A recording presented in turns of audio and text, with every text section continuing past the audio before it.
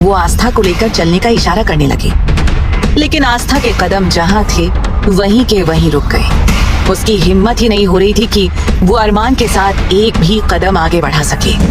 फिर जैसे तैसे धीरे धीरे मनोज की पत्नी सीमा उसके पास आई और जैसे तैसे उसे खींचते खींचते थोड़ा सा आगे लेकर जाने लगी।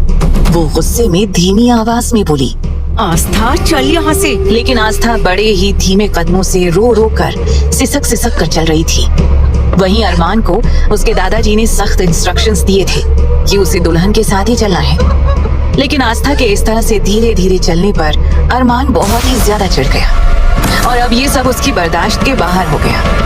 अचानक अरमान रुका और उसने आगे बढ़कर आस्था को गोद में उठा लिया। ये नजारा देख जितने भी लोग उस वक्त वहाँ मौजूद थे सभी ने जोरों से तालियां बजानी शुरू कर दी। अरमान गुस्से से सबको घूरने लगा। तभी लोग खुश होकर कहने लगे, अरे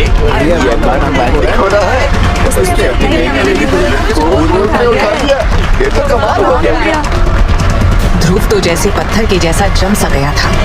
वो आहान से कहने लगा, यार मुझे पिंच करके तो देख, क्या मैं कोई सपना तो नहीं देख रहा हूँ। तब आहान ने जोरों से उसकी कमर नोच ली। ध्रुव चीख पड़ा और दर्द से कराहते हुए कहने लगा, बेवकूफ, तुझे पिंच करने के लिए बोला था, इस तरह बिल्ली की तरह नोचने के लिए नहीं। आहान ने कहा, यार मुझे भी यकीन नहीं हो रहा कि ऐसा भी कुछ हो सकता है। मेरे अरमान भाई जिन्होंने आज तक अपने आसपास लड़कियों को फटकने तक नहीं दिया, उन्होंने आज भाभी को पहले ही दिन गोद में उठा लिया। वो ऐसा कहकर मुस्कुराने लगा।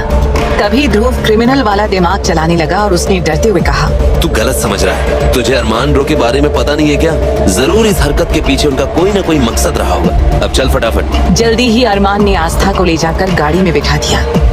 आस्था अब और भी ज्यादा डर और सहम कर बैठ गई।